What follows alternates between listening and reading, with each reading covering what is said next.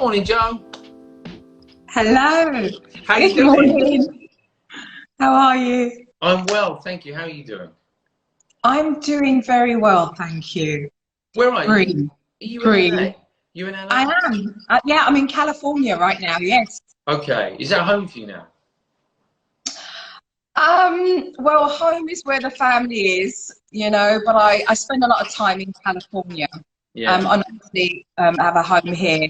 But, friends and family in London. So they're all, I'm from London.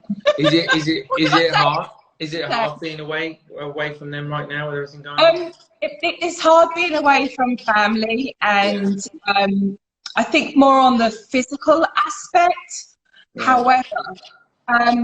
However, in saying that, the technology of FaceTime and Skype, allows me the opportunity to connect as often as we all want to be able to have those conversations and those 3-way and 4-way and 5-way, and to be able to have a good giggle and a laugh, on the phone. But of course, I think we're all feeling, the human aspect of just being able to hug and to touch and the importance of that. And I'm, in a really strong way, I'm hoping that there are some profound lessons that each family will really take from the pandemic that we're in right now, because it's not to minimize what's happening, because we know it's catastrophic. However, these opportunities every day are allowing us to really prioritize what's important, and how we work towards accomplishing what we now realize we're craving more of, especially in a technology era. Yeah. Everything's so based on, me hearing parents talk about how much they rely on technology as a crutch, or, where they've got the time, or there's, one reason or another of why they can't get things done. So, there's my mind is busy with lots of ways in trying to encourage families of being able to see that right now we're in a space that requires us to breathe. The world right now is taking a big long breath and exhaling out, and I think we should really follow that lead in being able to do the same as family. And that again is not to minimize the everyday moments that happen when we're frazzled as parents, come 4 o'clock, we're like, the kids have still got several hours before they go to bed. The balance of that, right? Do you see a big difference, though, between like the kind of questions that you're getting now from your community versus the normal questions, or is it simply the same questions, different environment for us all?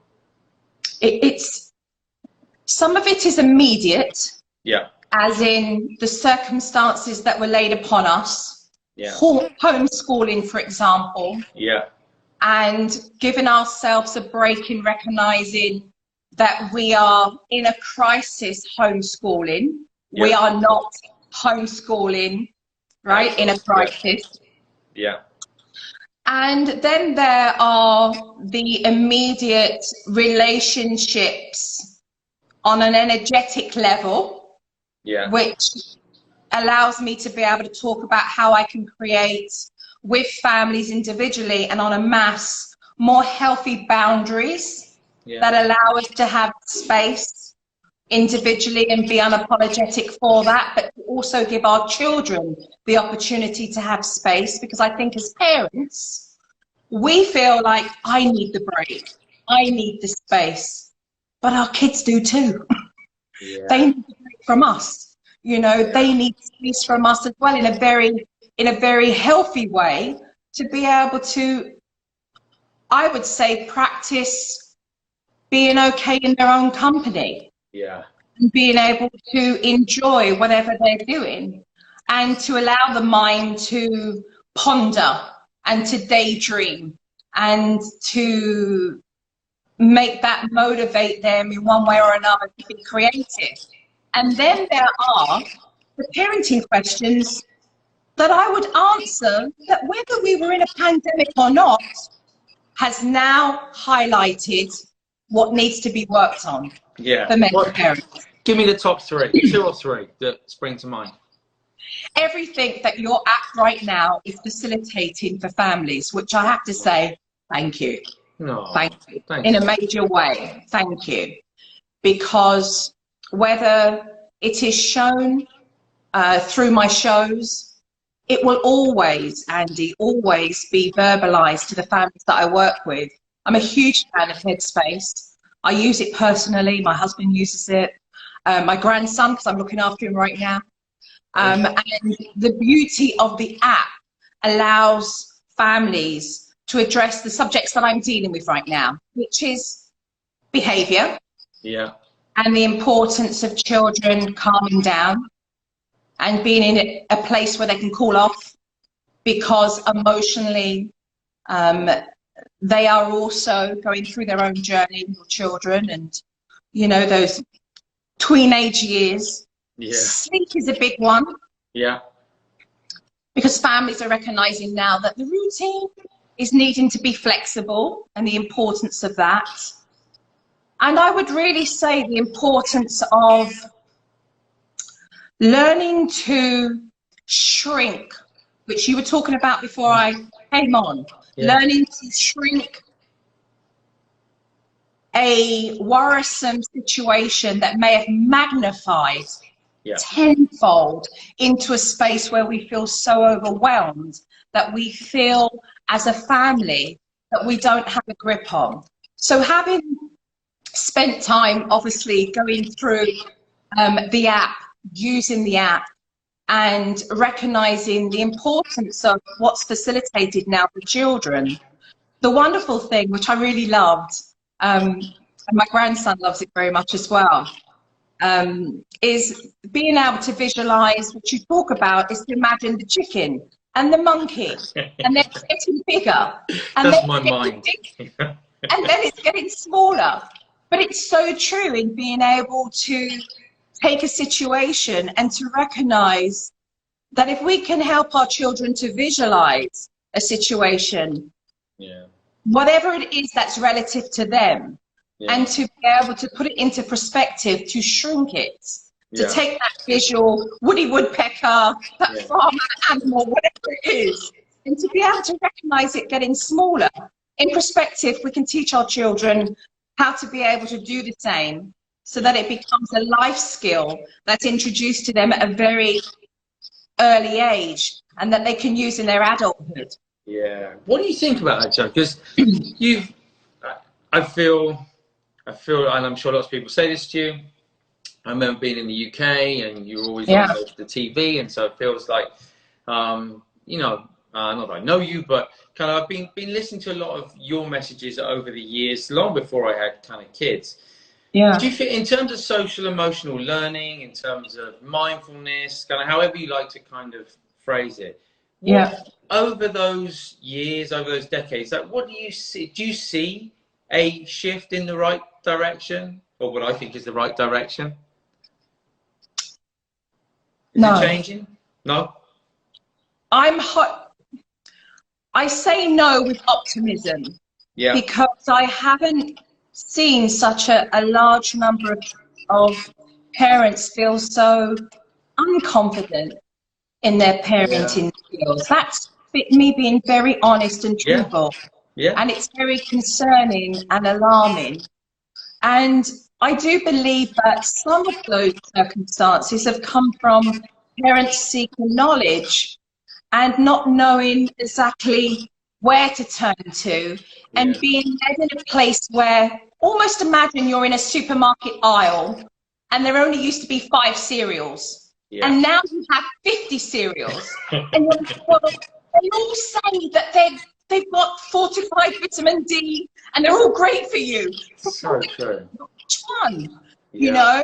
And so it's really, I think, families recognizing, one, how they can trust a space that's consistent, that's absolutely consistent in its message, in how it's helping families, And secondly, being able to bring yourself to a space to learn through our children as well as ourselves as parents, how we ultimately can get to that space. And a lot of families become very overwhelmed because they feel that the practices and the rituals, for example, what I teach, what you teach, has to be engulfed all in one sitting.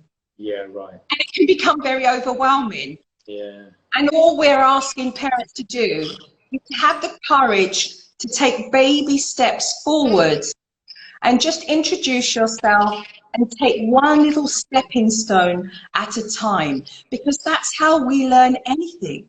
We learn a new language, one step at a time. We learn the practice of a ritual, one day at a time.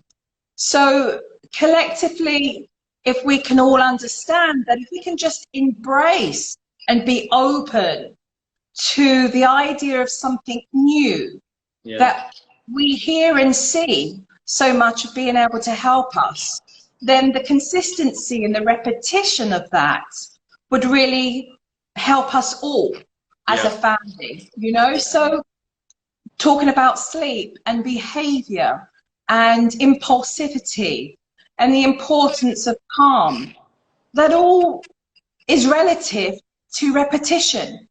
And being able to instill these new rituals that help us help our children. And whilst we're helping our children, we're actually helping ourselves. Right.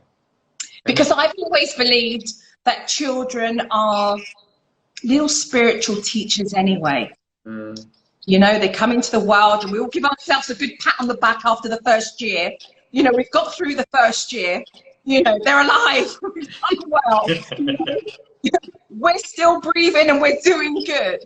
And then we go into the toddler phase, and parents are now realizing that their children have got little personalities and temperaments. And we start to see a reflection of ourselves. And again, they highlight what we need to work on individually to be our best selves. To be our best selves for our children. So again, I think it's quite profound in the ways that we are tested by our children, only to recognize that what they taught us in the end is what we needed more of. Yeah, reminds me. I remember I remember leaving one monastery, Joe, and the teacher there saying, if you're not going to be a monk, my advice is to go and have children. He said, because he said, if you came here to learn selflessness, if you're not going to go and learn that in another monastery, you need to go and have kids. He said, because that's the fastest way, that's the fastest route to selflessness. I think he might have sort of teed up with either insanity or selflessness. I can't remember, but maybe that's just in my own mind. But I think there is unquestionably a very long period of transition, right? Where there's a lot of surrender. There's a lot of having to give up and let go. Yeah, and let go, right? Yeah, and let go, and find. I call it your happy place. To find your happy place in a moment where you feel you're in the eye of a tornado. And I talk about the importance of stepping back. And if you physically have to step back, observe, and step back in. Make a decision. Whatever you do, make a decision, because you'll learn from that decision and know one way or the other whether it really did work. Again, though, I do want to take the opportunities as we are talking to, you know, I do want to take the opportunity. I'm very grateful for having the opportunity to talk to you today, because I think your platform creates this marvelous opportunity for us to not only as parents put in the rituals. We're in a new time, right? A new time, a new challenge. So I think it's an opportunity to put in new practices and rituals. You know, I'd love to see every school and every virtual school now start with a meditation. I'm hoping teachers, you know, instead of that, we would imagine when we drop our kids off to school, there's the assembly in the morning. I would love to see the assembly virtual, so that we can, you know, say hello to all our children in the morning and then start, even if it's just for 2 minutes, a meditation that brings our children to a space of stillness, of focus and attention. Because meditation, in all the forms of practices that we see on your app, will bring a child, and I'm going to say that very confidently because I've practiced it myself in the 30 years of being a parental coach with families, to help children, bring them to a place of having less impulsiveness, more focus, more attention, less meltdowns, more awareness, and a teaching of mindfulness overall.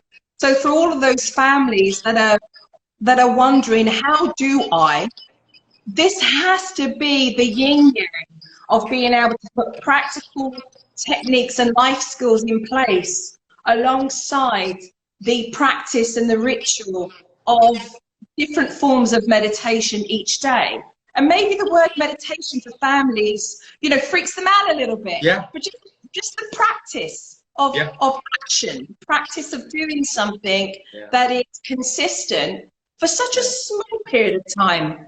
You know, as much as it can take to brush your teeth and wash your hands. Yeah. It makes a profound, huge impact in your daily day.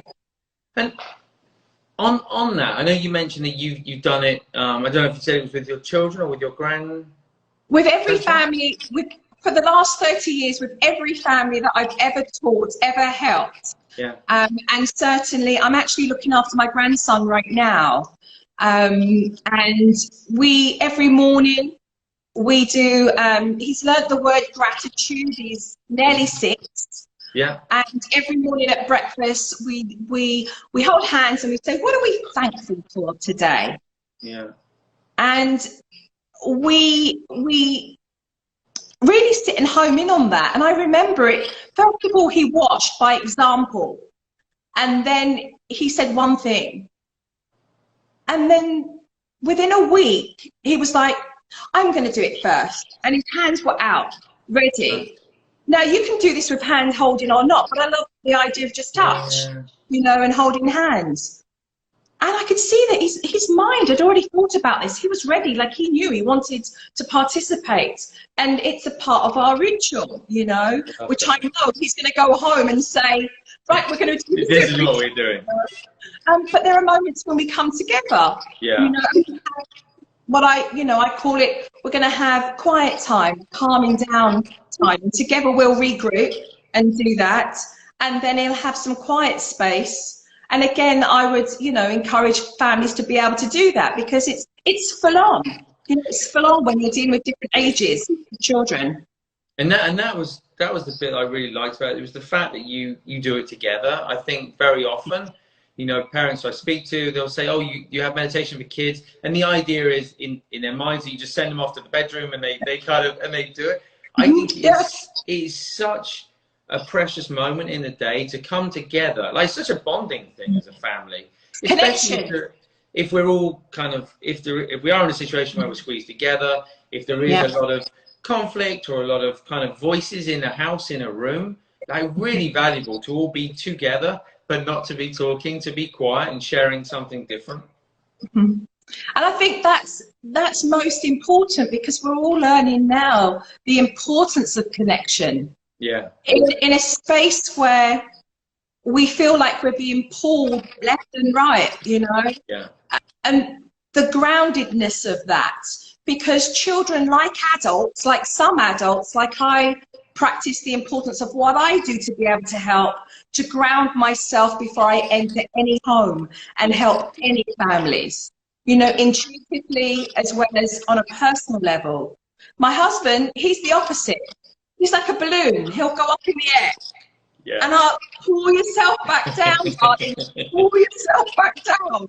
So it's quite good because we get to do it, you know, collectively. So it allows us to be able to connect and home in a moment where we're feeling disconnected. So how do you stay connected in a world that seems so disconnected right now?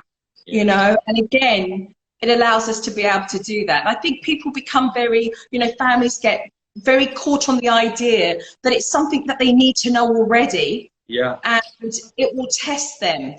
But when I talk about the importance of families intuitively and learning to hear that voice, that really only comes from being able to connect, observe, and to sit still. Yeah. You know, and to be able to sit still. Yeah. You know, so it's, again, it's small baby steps that make profound, huge impacts. And quite frankly, for any parent that is finding themselves a reason not to be able to really take that first leap forward, we've got time. You know, we've got time on our hands right now to see the blessings of how we can connect with our children and how we can connect with ourselves, and to truly allow us to listen to our body, our mind, and what emotional needs we need right now, you know. So it's a beautiful space right now if we look at it as a gift. Yeah. And again, I say that with the balance of humor, because of the reality of looking after kids, you know, come a Friday and we're all like, thank God it's Friday, if we really feel like we've been doing this all week. But there comes a moment where I will say to every family, nobody is going to hand you it. Nobody will say, there's the 5 minutes, there's the 2 minutes. Yeah. At one stage or another, we all think we're not strong enough until we're put in a situation to realize we actually are strong enough. Yeah. And if we can take a moment to say, okay, all right, so let's do this. One little step, 1 minute. Okay, we'll do that for a couple of weeks, 2 minutes. Yeah. Just those little baby steps, because it's no different to what I do with families. You know, we just take one little baby step at a time, and then the day's gone. Okay, well, that wasn't so bad. You know, we check in the next day. Okay, so it's in London. I think definitely maybe 8, 9 years ago, I think a lot of Londoners would have had that stoic attitude and would have said, oh, it's quite airy-fairy. I don't know about this. Sure. But I think really there's an important message to be able to say, let's not live in a polarized world or parent in a polarizing fashion. You know, right now we're seeing parenting in a pandemic. Well, parenting was becoming quite polarized anyway. Let's meet in the middle. Yeah. You know, let's meet in the middle. Let's not do one so extreme or the other. Let's just find a healthy compromise to just keep moving forward, you know, in the ways that we can. And again, you know, your app. One parent said to me once, you can switch. Like 1 minute you're teaching and the next minute you can go into this very calm voice. And you can be, you know, in a space where all of a sudden everybody else in the room, you command that attention and everybody else is quiet. And that's why I would say to families to focus and go into the Headspace app, because families wonder how they're going to get themselves from one space energetically into another. Yeah. They don't have to worry about that. You take them there. That's you know, right. you take them there. So they don't have to worry about that. You know, what about my voice? And, you know, and I'm feeling really hipped up here, so how can I sound calm? Yeah. Really worry about it. That's what you do, Andy. Yeah. You take us there. That's good to know. That's you know, good so families don't need worry. Do you know, I feel, I was reminded, as you said that, a teacher who used to say, kind of like, the situation that we find ourselves in, when it's difficult, like it's difficult enough as it is. The last thing we need to do is to add layers of difficulty and complexity on top of that by thinking about it. And the more we think about it, the more we kind of stress ourselves out, and the more, and I feel like, and this could just be a very sort of naive parent speaking here, but I genuinely believe that kind of intuitively, we know how to do these things. It doesn't mean we will always get it right as the book defines it being right, but in terms of the relationship we have with our kids, and normally the more we think about it, the further away we get from our intuition.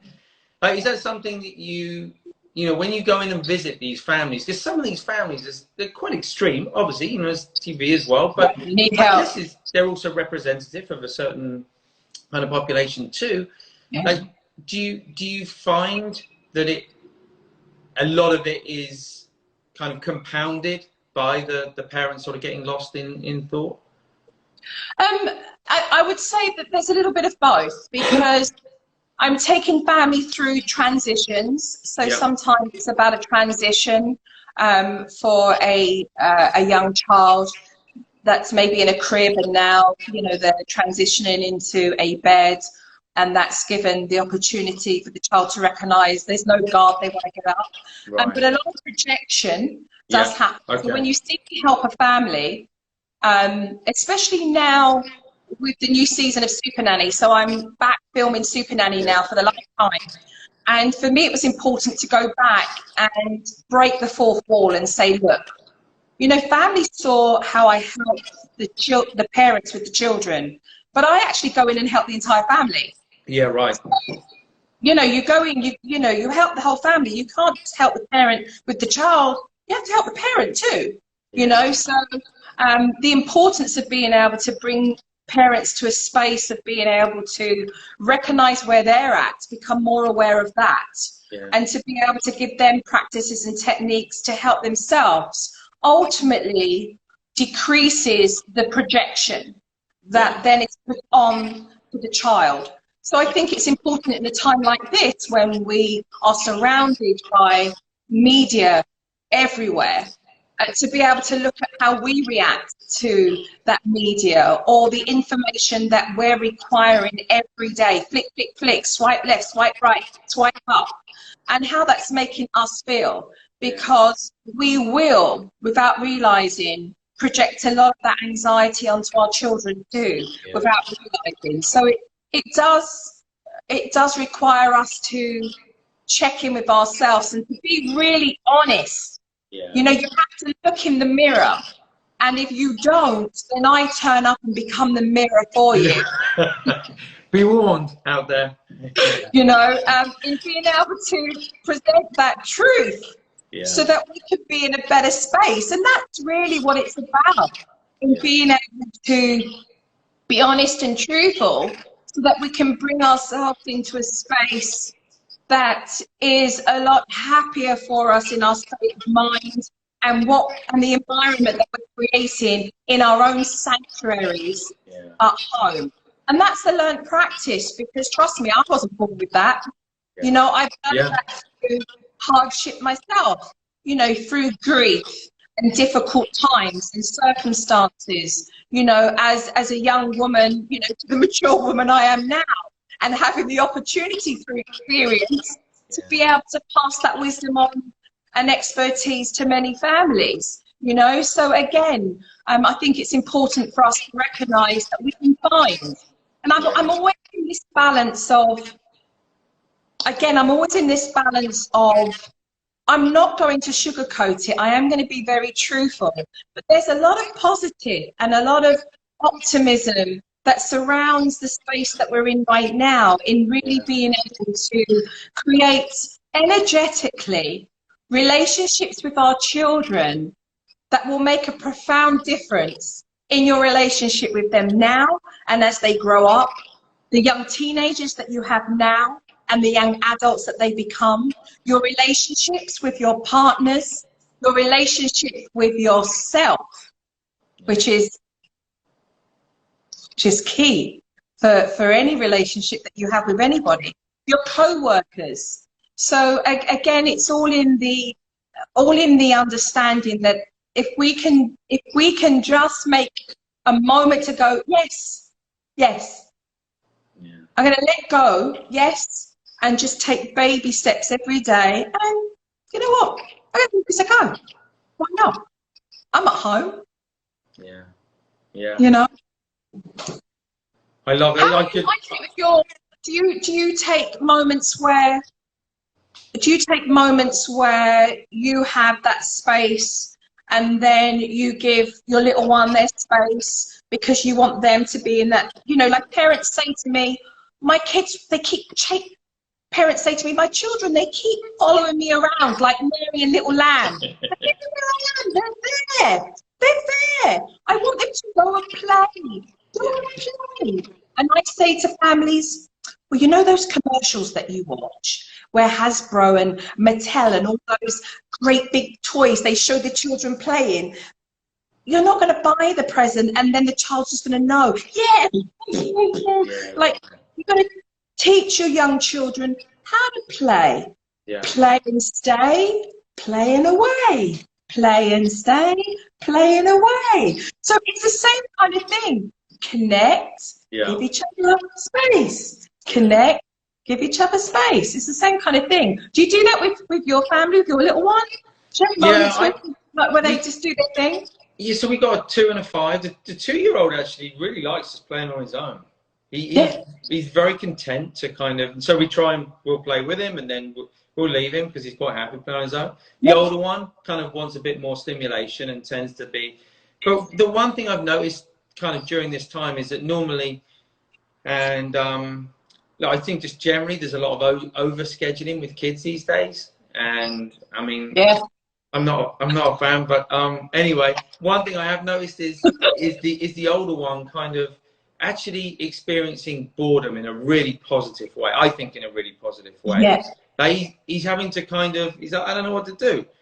Great, go and find something to do. And he's going out into the garden and looking, he's going into the playroom, he's discovering old toys and old books that he hasn't had for ages.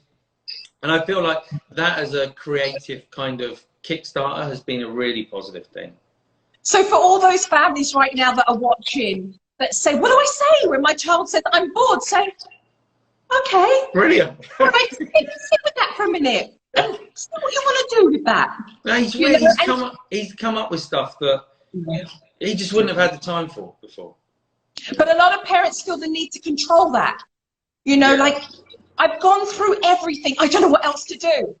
Go back and do it again. Yeah. And enjoy it. You know, the idea of going back and doing something they've already done.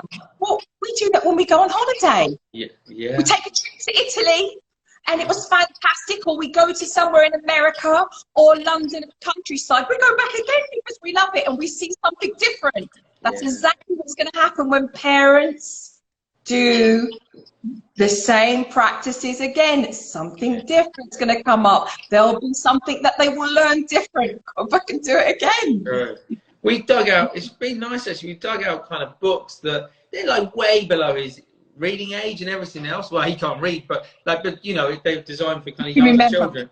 He doesn't care, he has such good memories of them. We'll sit and we'll read through them and the younger one can kind of join in. It's genuinely been, there's been some, and just, it's been some really nice bits I was just going to say, but also just to reassure people who are having kind of, it's mayhem at home. We have lots of mayhem at home as well. There's everything. Kind of, I mean, and I'm sure you must have had this over the years, Joe. People often think, just because I spent some time meditating, that we were going to have like little Buddhas as children, and that our household is just kind of a sort of place of equanimity and balance. It's crazy most of the time. We have 2 young boys, of course it's crazy, but it's how much we can embrace it, right? It's true. It's true. And it is a mindset and it's an attitude. And you're either going to wake up and make a choice to say, okay, we're going to see this as an opportunity, a teachable moment, and the glass is half full or it's half empty. Or it's half empty. Sure. People say the same for me. They're like, oh, your grandson, he must be so well behaved. Oh, he has moments. He has his moments. You know? Like all kids do. They're kids. Exactly. You know, they have moments, you know? Exactly. And you want to have those moments, you know? I love it. You know, Eli pushes the boundaries, you know? Me too. I know. I always have to be really careful. There's a little part of me kind of, I love the mischievousness of children. Of course, it drives me mad sometimes because they're breaking stuff and things like that. But there's a part of me where and it happened last night actually, and I was having to have quite a serious word with one of them, and I was trying so hard not to laugh because it was hilarious what he'd done. And I was scratching my nose and pretending I needed to sneeze so I could keep turning away to not show him that I was laughing. But I think it's good to have a little bit of that, right? Oh, always. Absolutely, so. Always. Yeah. So. You know, there's the teachable moments, obviously, you know. That, you know, what's always so special is the moments when they say something to you that really surprises you. You're like, yeah, I did, yeah, actually. So true. Really think of, you know, and then the moments where you're just having, which every parent will know, that there and then, wow, this is a special moment. It's just a moment where it's just really peaceful. And they may have been doing something back that you do to them. Perhaps they've done this to your hair, or they just pat your back or done this. You know, you're like, oh, you know, that's a special little moment. It's nice. You know, or your 10-year-old son, that, you know, he's too big for kisses and cuddles. All of a sudden, like he's coming, you know, and he's just found himself underneath your arm as you're reading something, you know, those moments that allow you to really authentically connect with your kids, that you're like, you know, it doesn't matter how old they are, they're all little babies, you know, which is cute. And I think we just need to just keep reminding ourselves that at the, you know, at the moments where, you know, it can be very difficult right now. But, you know, this will pass, and we are getting through this. You know, for all of those families 5 weeks ago that were going to pull their hair out and go around in a tizzy, not knowing what to do. You know, we're 5 weeks, some of us are 5 weeks, maybe 6 weeks in right now. And the shock of that has now got us into a space of saying, okay, all right, so now we're moving forward. Everything moves. It just continues to move. We either fight that or we go with it. And I think it's teaching a lot of families right now to learn how to surf. Yeah. They're just riding that wave right now. They're learning how to surf, you know? It's like, oh, no, the waves are a bit too high. Yeah. and as someone who surfed a lot and fallen off a lot, it's all about just getting back on the board. That's the thing. It's so true. It's so true. But Joe, I got so many questions for you, and there's so much love for you on here. I know we've been trying each day to come together and just take like 2 minutes out to do a short exercise. So if you don't mind joining us today, absolutely. That would be awesome. Absolutely. I'm wondering, I don't know, it might not be possible, but I was wondering if we could give a family a peek at incorporating, I loved on the app, the kindness one, because it was an opportunity to teach families, to teach their children, because it can be taught, to have more empathy. And I think really it's the key in this world, to teach children to have more empathy. Maybe we could incorporate a meditation with some kindness in there, so families could get a little glimpse of. We can definitely do that. And I think there's two things that before we go to that. So one, we're going to do a couple of kiddie take 10. So hopefully we'll be able to do those with our friends at Sesame Street, and we'll make them very specifically kind of and I'll tell you guys in advance, and you can make sure you got your kids with you and everything else. And also, if you are wondering kind of how this works with kids, because for a lot of people it's like, well, they're never going to sit still and everything else.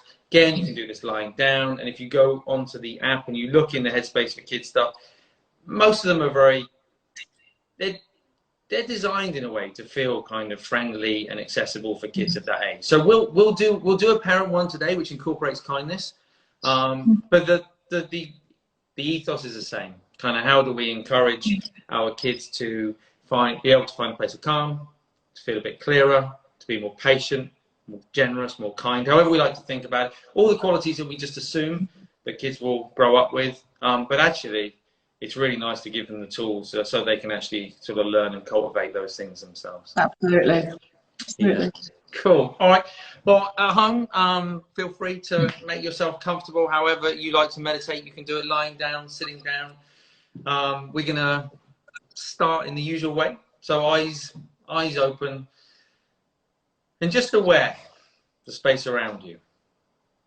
So when you do this, if possible, kind of every day, rather than rushing to the seat, just take a couple of minutes beforehand just to begin to slow down. And then when you sit down, just set up that soft focus with the eyes. And then when you feel comfortable, just taking a big deep breath, breathing in through the nose. And as you breathe out through the mouth, you can close the eyes if you'd like to. Just taking a moment to pause, to notice how that feels, the weight of the body pressing down. Noticing how it feels to stop, to not be distracted by anything. Feeling the weight, the body sinking down. And just noticing how the body feels today.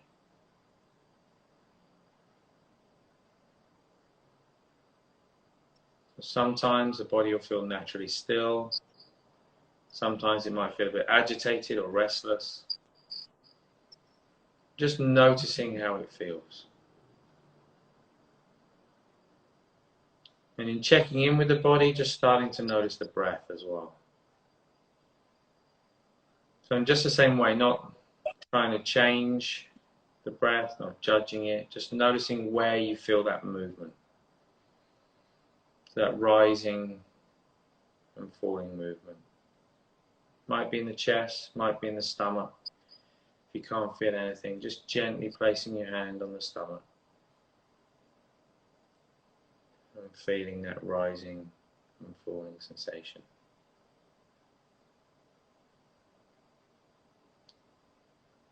So you can come back to the breath at any time. But right now I'd just like you to picture somebody in your mind. So this might be someone who you can't be with at the moment, but you'd like to be with. It might be somebody who you really care about, but you had a difficult conversation with recently. It might even be one of your children, one of your parents. Just like you to picture that person and imagine them sitting somewhere where you know they would be really relaxed. You know they'd enjoy. You know they'd find it comfortable. And with each out breath you feel, just like you to imagine that person looking happier. That's it. The whole thing. So it's though with every out breath you're sharing every little bit of happiness that you have in your own mind, in your own body. Just sharing that with the other person. Seeing them looking increasingly happy. Relaxed, maybe starting to see them smile. Seeing any tension in their body fall away. Stay here for a couple more breaths. Until you see that person looking as happy as they could possibly be.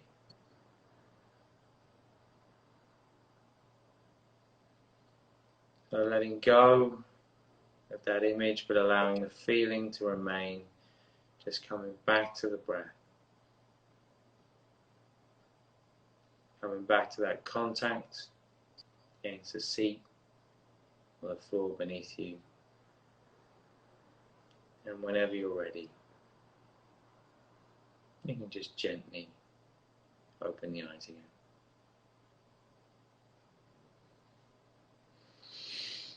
Thanks, John.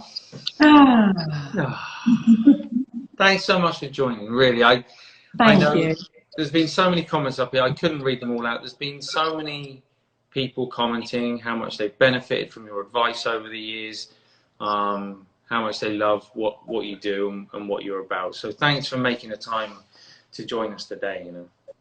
Thank you for having me. It's a real honour. I appreciate it. It's a pleasure. It's a pleasure. Thank you. And to all of you out there, thank you for tuning in today, and I look forward to seeing you back here tomorrow morning for Take 10. Thanks, Joe. Thanks. See ya. Bye.